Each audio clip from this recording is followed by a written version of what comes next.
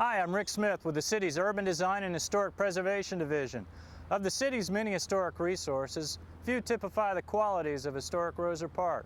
Today, Channel 35 cameras take us on a tour of historic Roser Park. Have you ever heard of Roser Park? Roser Park, absolutely not. No.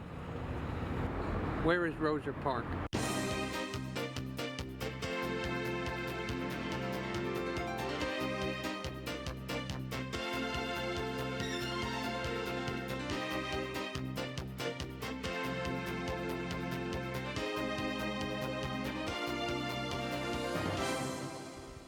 Hello. Have you ever heard of Roser Park? Not too many people have. It's one of the city's first suburbs, and it's the only neighborhood in St. Petersburg that's on the National Register of Historic Places. My name is Kai Warren, and I'm the president of the Historic Roser Park Neighborhood Association. Join me as we take a tour of this beautiful neighborhood. Historic Roser Park is located between 4th and Dr. Martin Luther King Streets and 7th and 11th Avenues South. It was designated a local historic district by the city of St. Petersburg in 1987 and was placed on the National Register of Historic Places in 1998. The award-winning Roser Park Outdoor Museum details much of this area's history in 23 monuments that start on Roser Park Drive near 4th Street, follow much of the meandering Booker Creek to Dr. Martin Luther King Street, and are scattered throughout the neighborhood at significant locations. We intend to relate much of that history in this special feature presentation. With its winding creek, lush vegetation, and steep to gently sloping hills, the future Roser Park stood out in contrast to the flat, barren, and sandy geography that typified most of St. Petersburg. In the latter part of the 19th century, a romantic view of environment design was becoming popular for urban dwelling, so people started to bring the country within their city limits by building parks to look as natural as possible and make a country visit convenient for the public. Mr. Roser found those country elements here with the hills, Old Oaken Pine, and Booker Creek. He envisioned this beautiful location as a place where people could escape the hectic pace of city life and gain a sense of well-being. To further enhance its tropical appeal, he added colorful plants like bougainvillea, azalea, jacaranda, and the royal palm.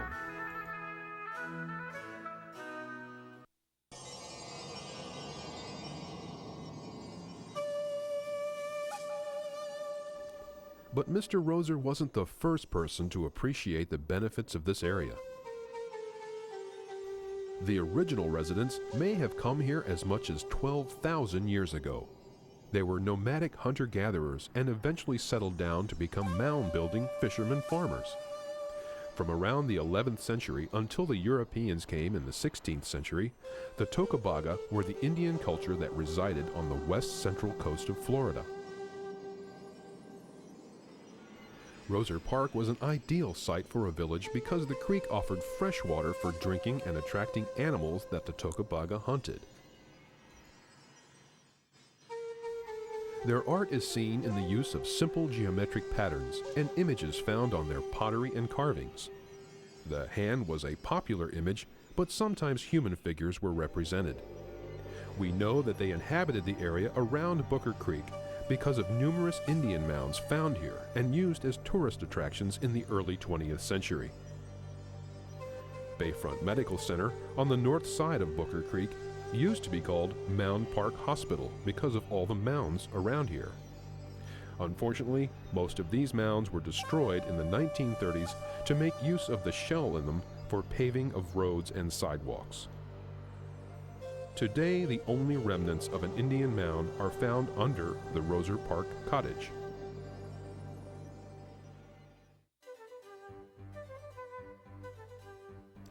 To facilitate the growth of his neighborhood, Mr. Roser paved 6th Street from Central Avenue to Roser Park Drive with red brick, rather than shell from the mounds.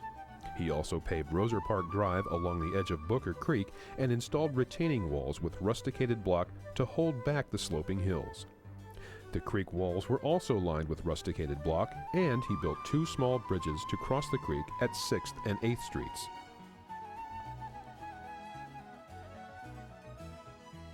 The outdoor museum in historic Roser Park tells the story of this area's past and its architecture.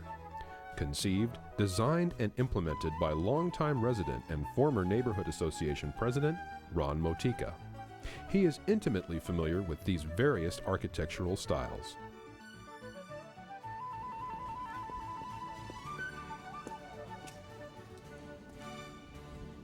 Hi, I'm Ron Motika, and I'm in historic Roser Park, standing in front of my Colonial Revival home that you see behind me. Colonial Revival is just one of many styles that you will find in the historic district. My home is one of 2 that are left in the Roser Park district, but interesting enough, that was also the style of choice for our developer, Mr. Charles Roser.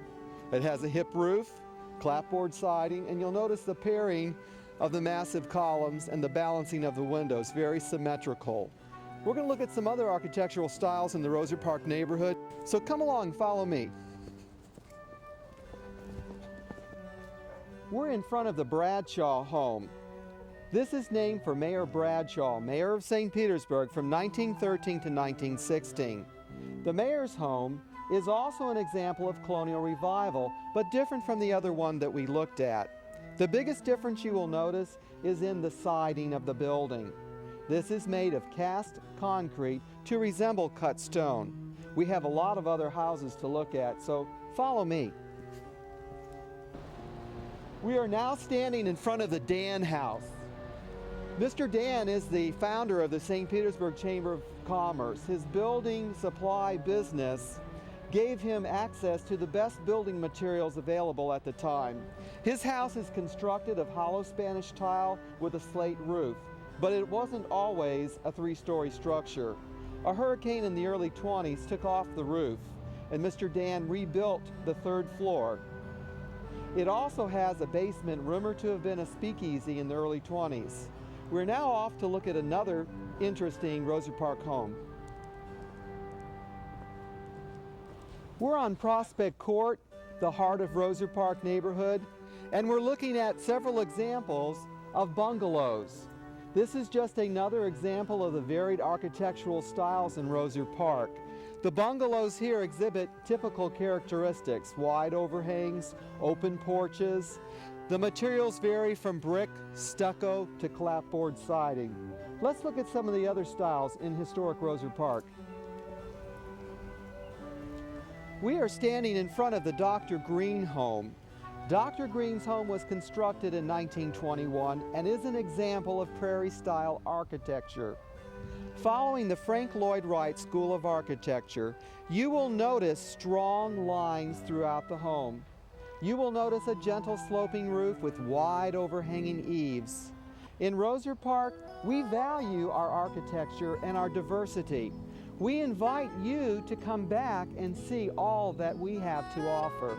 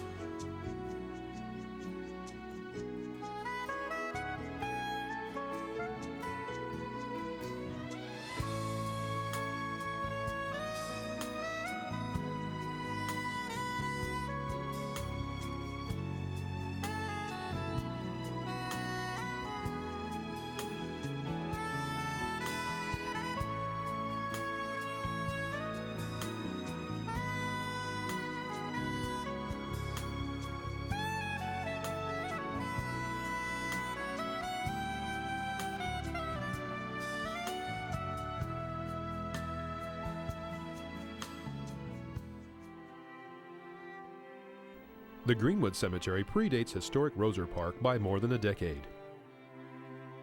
It was developed in the early 1890s and covers 5 acres divided by 1,200 lots.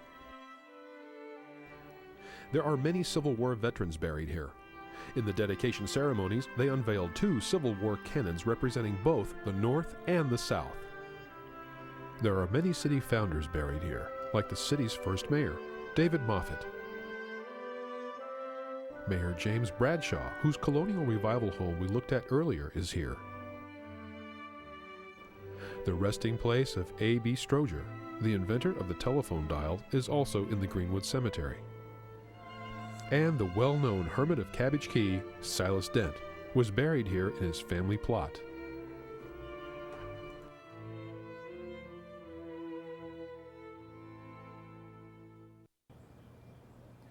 Roser Park was one of the first neighborhoods to join in partnership with the city through Operation Commitment, a neighborhood improvement program involving a city team of various departments, joined by residents, the neighborhood association, and local businesses. In the years following Operation Commitment, property values in Roser Park have risen as much as 30%. Through the neighborhood grant program, the historic Roser Park Neighborhood Association was able to complete valuable improvement projects, such as the outdoor museum that we toured earlier, and new neighborhood signs and landscaping. Partnerships between the city and its neighborhoods have proven to be the key in ongoing revitalization of St. Petersburg's older historic neighborhoods. There are now more than 100 active neighborhood associations, the greatest number in the city's history. Together, the city and its citizens have joined to preserve our neighborhoods and improve St. Petersburg's unique quality of life. We're working on getting the Greenwood Cemetery onto the National Register of Historic Places. Then it can join historic Roser Park with that designation that we got in 1998. We're also working on extending the outdoor museum to follow along the meandering Booker Creek so that it'll go from all the way to the bay and the dome. On the bay side, we're going to pay tribute to the Tocobaga Indians. And before we get to the dome in Campbell Park, we're going to pay a tribute to African American history in St. Petersburg and the Negro Baseball League that used to play there. My name's Kai Warren, and I'm the president of the Historic Roser Park Neighborhood Association. I want to thank you for joining us on this tour, and we hope that you'll come down and visit to inspect for yourself and further your knowledge on the great history of this beautiful neighborhood. Thank you.